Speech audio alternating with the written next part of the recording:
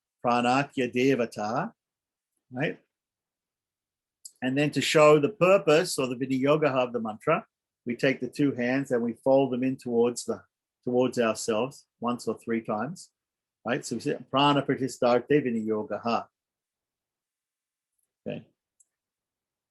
So now we are going to perform nyasa with some of the meditating upon the different elements involved in creation. These 24 elements, right? Not just the gross elements and the subtle elements, but also the tanmatras, the working senses, the knowledge acquiring senses, all these different things, right? Okay. So, and we're going to use different syllables from the Sanskrit alphabet as bija mantras for each one of these elements. So, chanting Om Kam Kam Gam Gam Nam Am Pritivyap Tejo Vayavaka Shatmani Am Hridayaya Namaha. Touch the heart with four fingers of the right hand. So in the middle of the chest or over to the left of the chest, usually just in the middle of the chest. And this means that we're identifying Kam Kam Gam Gam Nam, right? Oh, looks like I made a mistake here and I didn't put in Nam here. Okay. Earth, water, fire, air, and space unto the heart. Okay. So this is a nyasa mentioning these different elements. Okay. So then the next nyasa, and this nyasa is going to be in the form of what we call an anganyasa. An anganyasa has got 6 parts to it. There's the where we touch the heart, we touch the head, we touch the shika part of the head. Then we touch in front of the chest like a shield, like an armor, which is called kavacha. We touch the eyes. These are 2 or 3 eyes, depending on the particular deity involved, right? And then we make some force field around ourselves with one of the mantras. Okay, so let's continue on. So we did, first of all, Om Kam Kam Gam Gam Nam Am Divyap Tejo Vaya Vaka Shatmani Am Hridayaya Namaha. Touch the heart. Then Om Cham Cham Jam Jam Nyam Im Shabda Sparsha Rupa Rasagandhatmane Im Shirse Swaha. Touch the top of the head, again with the 4 fingers of the right hand. Then Om Tam Tam Dam Dam Nam Shrotra Twak Chakshu Jihwa Granatmane Shikaye Vashate. Touch the Sika, right? Then, and these of course mean, okay, the second one meant sound, touch, form, taste, smell. Now we're talking about ears, skin, eyes, tongue, nose. Okay, so then the next step will be Om Tam Tam Dam Dam Nam Aim Vakpani Pada Payupastatmani Aim Kavachaya Hum. We cross the hands in front of the chest, touching the opposite shoulders. The other way to do it is you can touch with the right hand, you can touch the right shoulder and then touch the left shoulder. Okay, so you can either do it with both hands or you can touch the right hand and then touch the left shoulder. Okay, and then Om Pam Pam Bam Bam Bam Pam Pam Bam Bam Bam Om Vachanandana Gamana Visarganandatmani Om Nitratrayaya Voshate. So in this case, we're touching 3 eyes. So touch the 2 eyes with the thumb and ring finger of the right hand, and with the middle finger of the right hand, touch the middle of the forehead for the 3rd eye, right? Well, what's he saying? He's saying here it can be done with the three fingers of the right hand. Okay, so 3 fingers of the right hand it can be done with also, probably. Okay. Okay, so then chanting, and that is for the senses of the working senses. The working senses: talking, taking, walking, excreting, reproducing. Right. Looks like I need to update that a little bit. Okay, so then chanting Om Yam, Ram, Lam, Vam, Sham, Sham, Sam, Ham, Lam, Sham, Am. Mano Buddhya Hankara Chidatmane Aha Astrayapate. Slap the left palm with the index and middle fingers of the right hand 3 times and snap the fingers of the right hand repeatedly while encircling the head clockwise. Clockwise means as you're clockwise around you. And that means mind, intellect, ego, consciousness as a weapon to surround you. Okay, so that is the nyasa, the pranapatista mantra nyasa. After finishing the pranapatista mantra nyasa, and again, touching these different places, we can touch different places. We just put the fingers near that place. We don't actually touch that place because here we're going to touch different parts of the body and we're going to go down even to the feet. So obviously we don't want to actually touch the feet, or we have to wash our hands again. So we're going to just do it by bhava, by meditation. We're going to touch different parts. So then we say Om Am and touch from the navel, from our navel down to our feet. Then we say Om Hreem, touch from our heart down to our navel. Then we say Om Hraum, touch from our head down to our heart, right? Then we say Om Yam Tvagatmane Namaha and touch the heart, right? Meditating on the skin. Om Ram Ashrigatmane Namaha, touch the right side, right? And think of the blood. Om Lam Mamsatmane Namaha, touch the left side. Touch the head, and think of the flesh, think of all the flesh, Mamsa. Om Vam Medatmane, right, Namaha, touch the left side again, and think of the fat. Om Sham Astyatmane Namaha, touch the heart, from the heart to the right hand, right, and think of the bone. Om Sham Majatmane, touch from the heart to the left hand, right, and think of the marrow in the bone, right. Om Sam Sukratmane, touch from the heart to the right foot and think about the semen, right, or the vital energy. In the case of the woman, it would be a vital energy, right. Om Ham Pranatmane Namaha, touch from the heart to the left foot and think of the life airs. Om Lam Jivatmane Namaha, touch the heart to the navel, right, and think of the individual self. Om Ksham Paramatmane Namaha, right, and think of the Paramatman, or think of the super soul within the heart, touching from the heart to the head. Okay, and then one should chant this Pranapatista mantra, which is a meditation on Prana Shakti Devi, who is a goddess who is going to enliven this pure body that we just meditated upon in order to worship the Lord. So it goes like this. Raktam Bodhishta Patol Lasad Aruna Sarojadi Ruda Karab Jehi Pasham Kodanda Ikshubhava Maliganam Apyankusham Panchabhanan Bibrana Shrik Kapalam Trinayana Lalita Pina Bakshor Uhadhya Devi Bhalar Kavarna Bhavatusuka Kari Prana Shakti Paranaha, who is seated on a shining red lotus that is in a boat on the ocean of blood within the heart, who in her hands carries a noose, a bow of sugarcane, a rope, a hook, 5 arrows, and bloody skulls, who has 3 playful eyes and beautiful full breasts. May this Prana Shakti Devi, the highest life power, colored like the Orient sun, show us her mercy. Okay.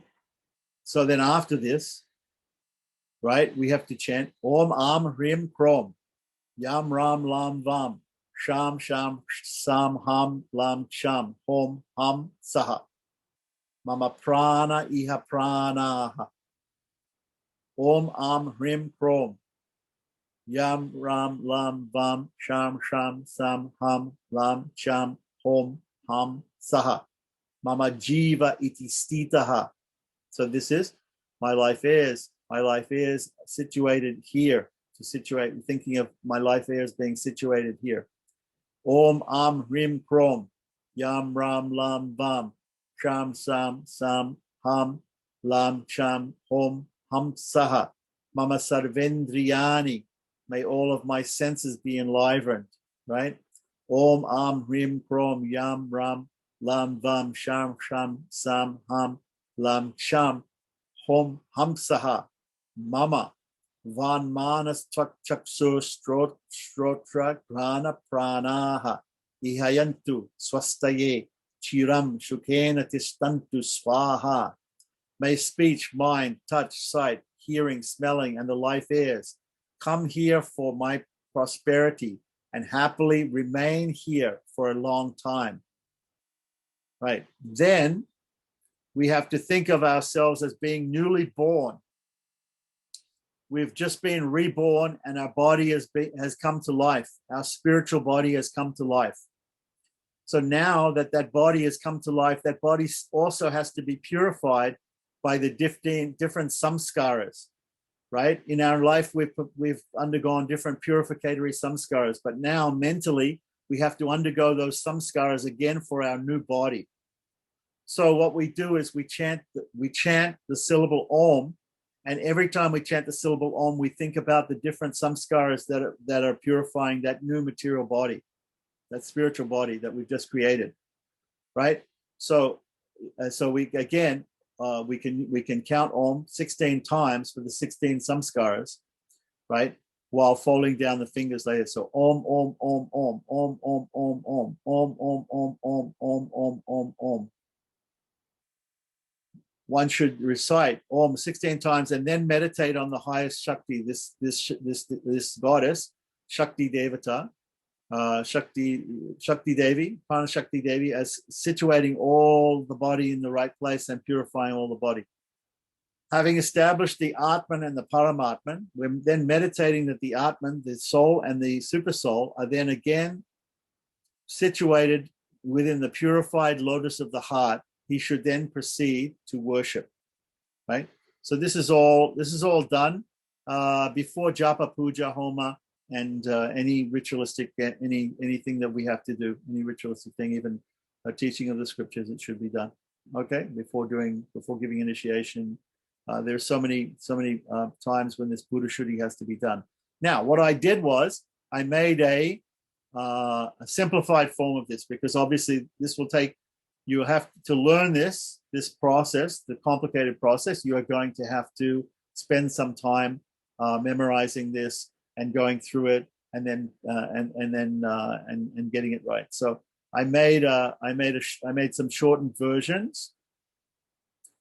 I made a very shortened version. I made several shorter versions, and here is the version which is very much like the version that comes in the Archana Padadi, which is given by Bhaktisiddhanta Saraswati. So that we'll just go through that one again. And so that is simply meditate as follows.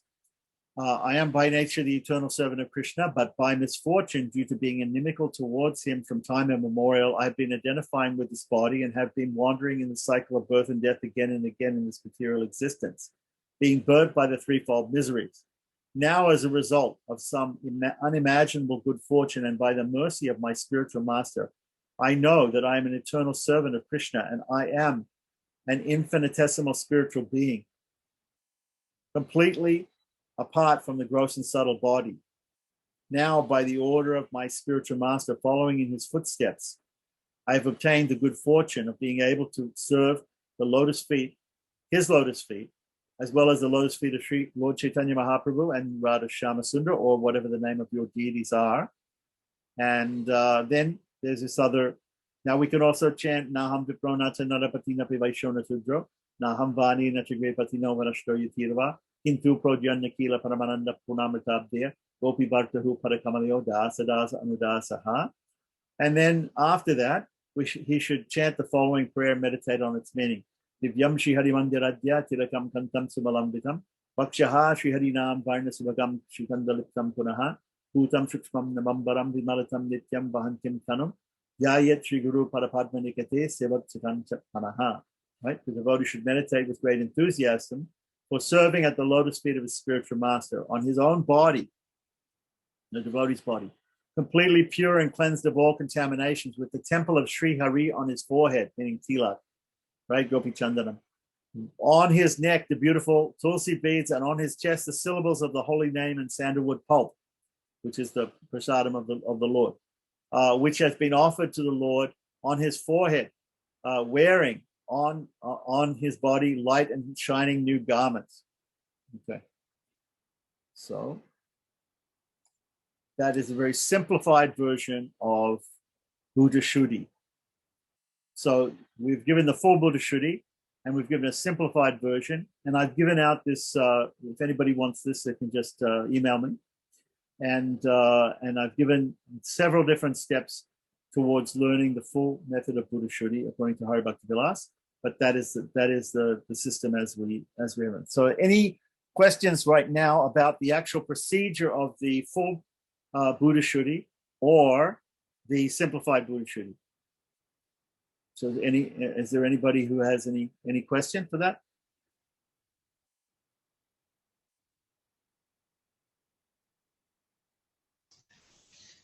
No, Swami. Yes. Okay. So and I tried to make it easy for people by showing how you instead of chanting on the segments of the fingers, you can fold your fingers down. It's much easier to do it that way. Okay, so we're going to continue on, and let's look at the original Hari Bhakti Vilasa again, and let's see where we're up to. Okay, so now it's going to be described pranayama exercises, right?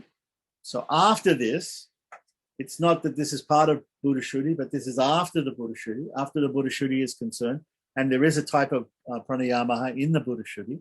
So after this, there are other pranayams which are done. So there are, again, there are different ways of controlling the breath. There is a Vedic way, there is a Tantric way, there's a Pancharatric way, there's these different ways. And then there's this method that we used in Buddha Shuddhi. So now we're going to perform pranayama. The actual process of pranayama is stated in Hari Bhakti Vilasa as actually destroying sin. So it's a good process by itself, this pranayama, or control of the breath. So it says here in text 74, one should practice 16 matras. A matra is a time instant, like clapping the hand or clapping the leg or blink of the eye. It's a measurement of time, a matra, right? An instant. So one should practice 16 matras of rechaka. Rechaka was exhalation, right? 32 matras of puraka, inhalation, and 64 matras of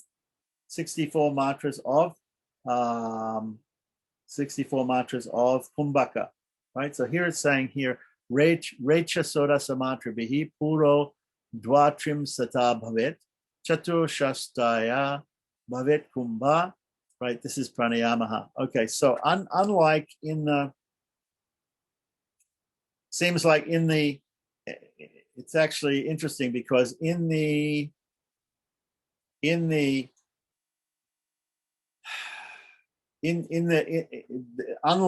pranayama that we just did in the Buddha Shuddhi, we have 16 instances. Oh, and by the way, when you're learning to do pranayama, I just wanted to say this to make it much easier for yourself.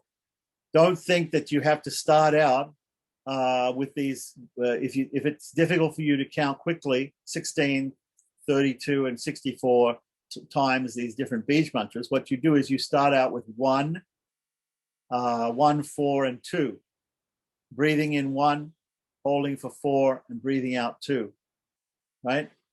And then you change to 2, 2, 8, and 4. Then you change to 4, 16, and 8, right? And you double it, and you work your way up to doing 16, 64, and 32, right? And that's the way to do it. That's the way to learn it, because otherwise you won't learn it. So don't think that you can immediately start doing 16, 64, and 32 times chanting the mantra and holding your breath at the same time. Okay, so here it's saying that breathing in should be 32, breathing out should be 16, whereas we saw before that breathing in was 16 and breathing out was 32. But here in this particular pramana, it's talking about breathing in 32. Breathing out 16, and again the holding of the breath is done for 64 mantras or 64 instances. So one mantra is equal to the time one requires to place one's hand on the knees. So they say this is not the normal definition of a mantra is slapping the knees, because in South India they have in different parts of India they have music, and the timing in music is usually made up of people slapping their knees, and they count the time in music. They count the beat in music by doing that. So that's why a mantra is spoken of like that. It can also be a blink of the eye, or it can be a clap of the hand like that. To exhale is called rechaka, right? To breathe in is called puraka, and to retain the air within the lungs is called kumbhaka. Okay, so continuing on with text 75. According to the prescribed rules, one should exhale all the air from the lungs, then fill them while sealing his anus. After filling his lungs, one should retain the air for as long as possible. Okay, so what it's saying here is that there's a certain yoga asana called swastikasana. In swastikasana, I believe it's the right heel goes underneath the anus, and the left heel goes over the genitals. And so in this way, different parts of the body, of the lower body, are covered so that no air goes in and out of these places. So they're covered in this way. So that's why he's saying here something on a Buddha Mandalam. He's talking about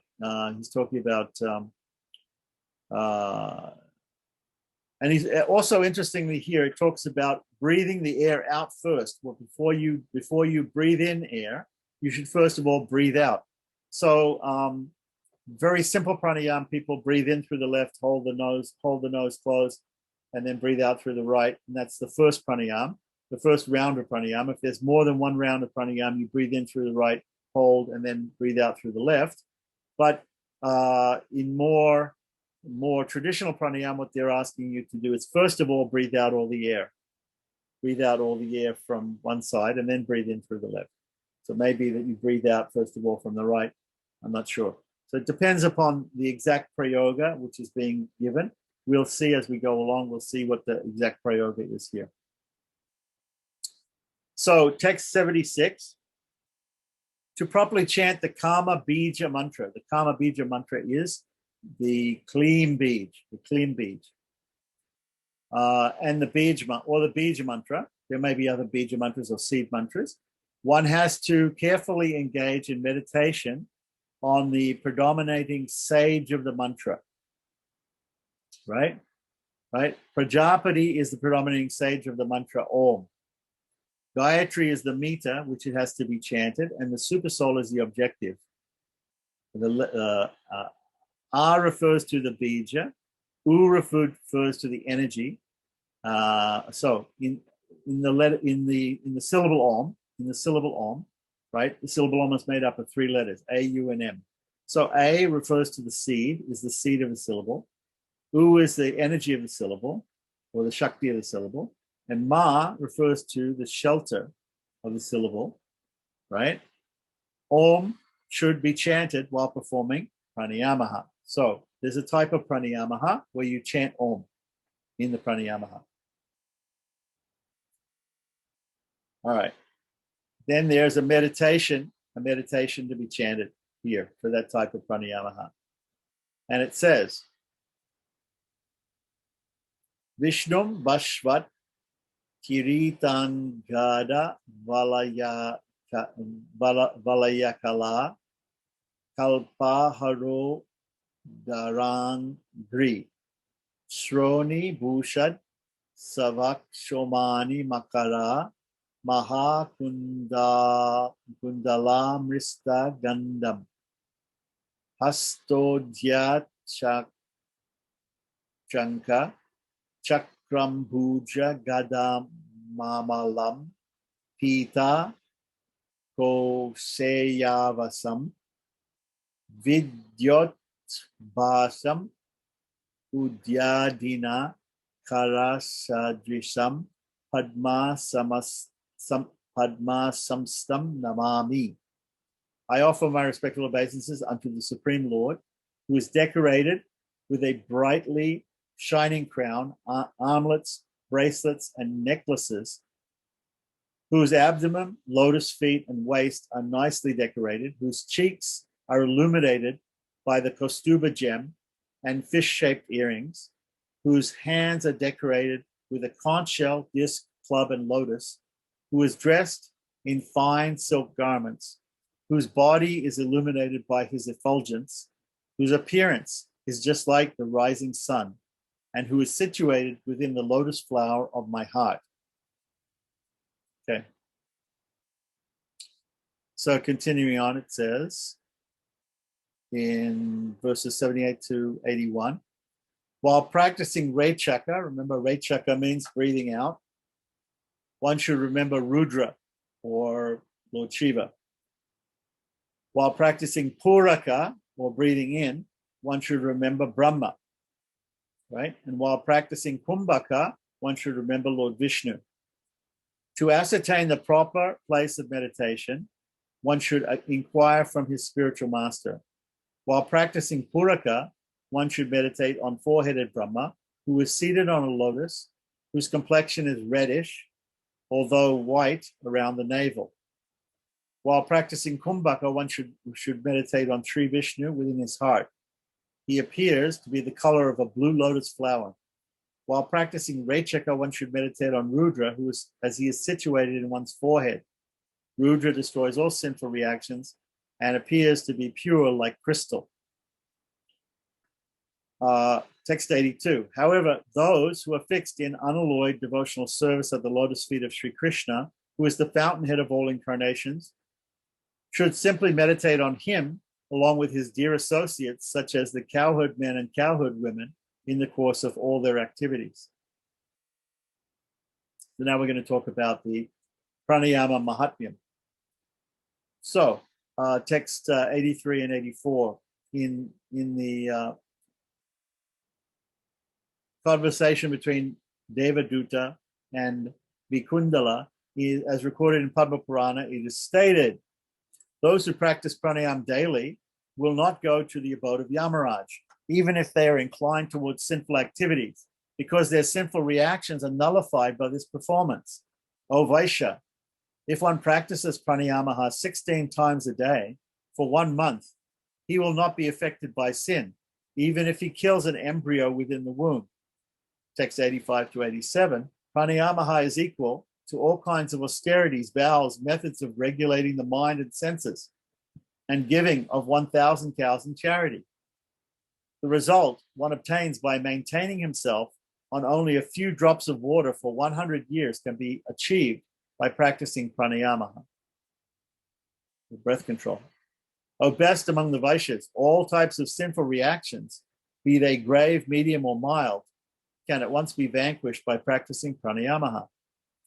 Text 88. Learned authorities have declared that chanting mantras without first performing nyasa is demoniac. Therefore, according to the rules and regulations of one's sampradaya, one should perform the nyasa kriya. So we discussed that before, that we have to do the mantra nyasa for every mantra, like that. Text 89. Here is the process of mantra nyasa. First, one should contemplate on the sage, the rhythm, and the objective of the matrika nyasa. Now we're going to talk about Matra Vinyasa. So before we talk about Matra Vinyasa, I'm just going to stop here.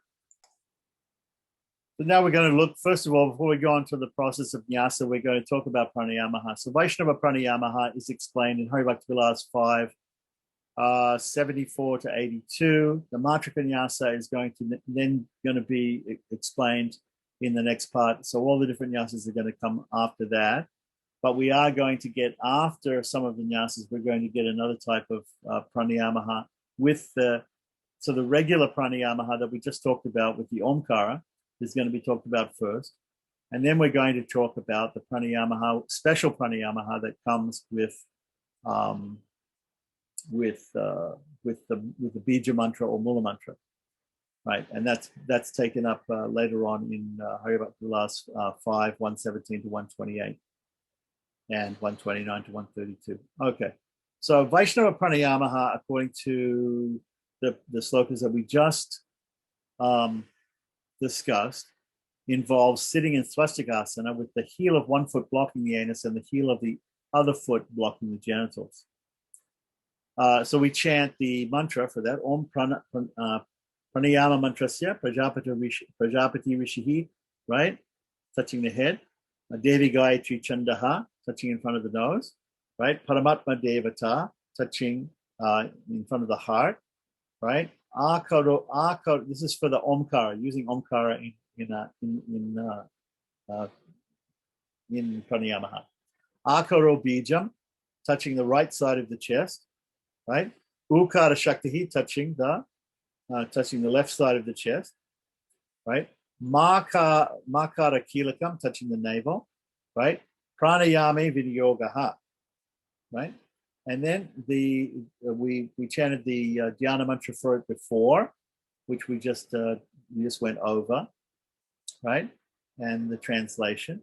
And so for that, we have to, chanting 32 times, inhale, 64 times holding, and 16 times exhaling. And that's according to what we just read. Although in the Buddha Shuddhi, the pranayama in the Buddha Shuddhi was different. It was inhaling 16 times and exhaling 32 times. Whereas this is inhaling 32 times, holding 64 times, and exhaling 16 times.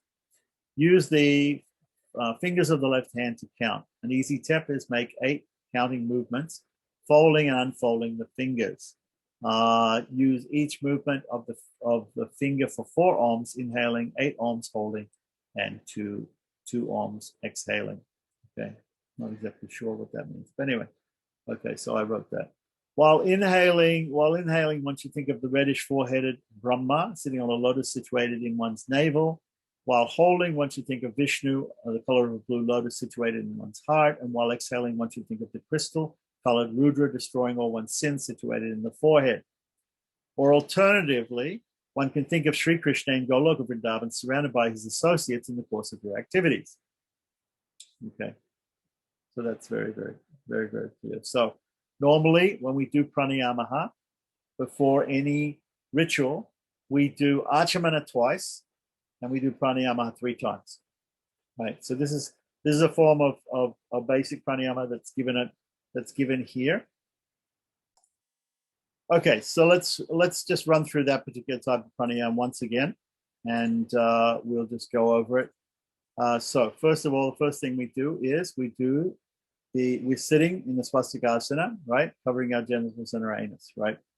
Then the next thing we do is we do the mantra nyasa. Mantra nyasa is like this: Om Pranayama Mantrasya, Prajapati Vishihi, Devi Gayatri Chandaha, Paramatma Devata, Akaro Bijam, Ukara Shaktihi, Makara Kilakam, right, touch the navel.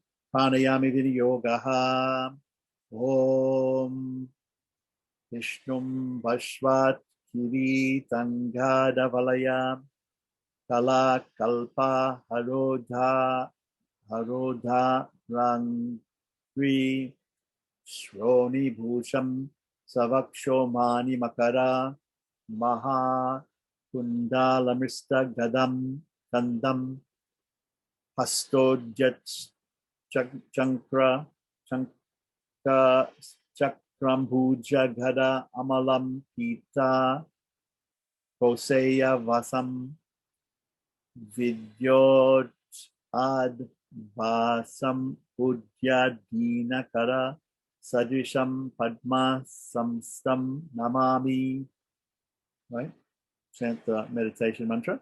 Then we're going to, first of all, it says to inhale, right? But there was also a verse there that said to exhale first. So exhaling is 16, holding is 32 is 64, and inhaling is 32. Right. So the first thing we could do is we can breathe out through the left,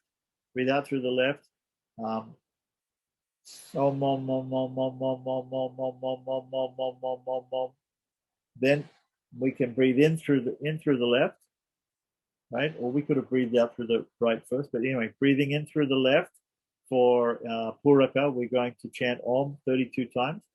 Om Om Om Om Om Om Om Om Om Om Om Om Om Om. And we're going to hold for 64 counts of Om. 64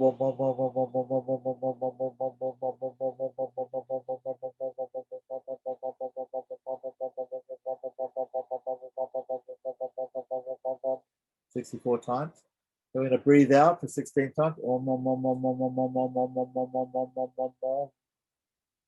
That is one pranayama. Now, after you do a pranayama, normally you touch the right ear to purify your hand, right? The right ear contains the Ganges and is pure.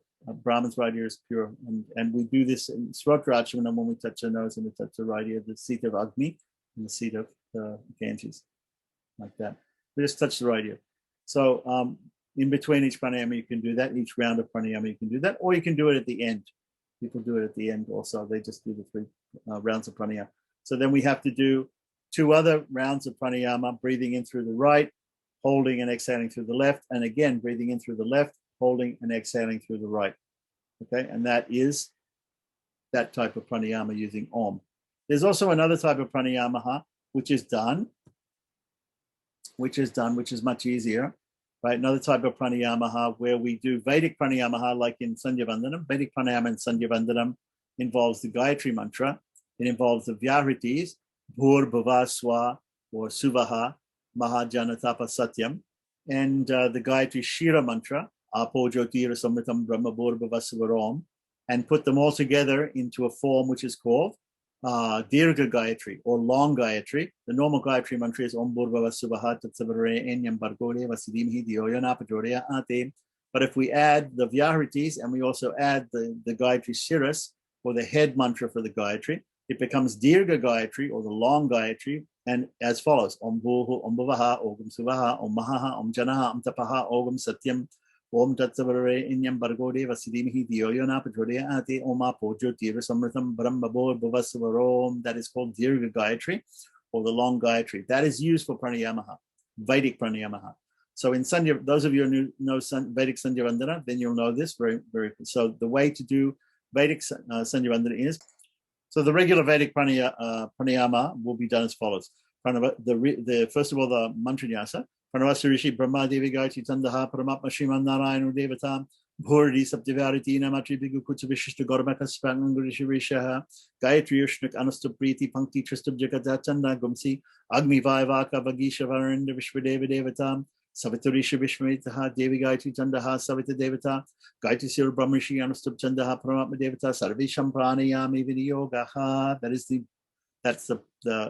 is the mantra nyasa for Vedic pranayama, which involves the matrika nyasa for Omkara, the matrika nyasa for the Vyahritis, the matrika nyasa for Gayatri, and the matrika nyasa for the Gayatri Siras, which is the last part of the Dirgha Gayatri. Okay, and then we would be breathing out, but breathing in, holding, and then within the mind we will be chanting Om Bhoho, Om Bhavaha, Ogam Suvaha, Om Mahaha, Om Janaha, Om Tapaha, Ogam Satyam, Om Tatsavare Inyam Bargode Vasidimhi Dioyana Pajorea Ate, Oma Pojo Tira Samritam Brahma Bhur Bhavasvarom, and breathing out. Touch the right ear. That is one Vedic pranayama, and do that 3 times, and you've done 3 rounds of Vedic pranayama. Okay, so now we've gone through 2 types of pranayama.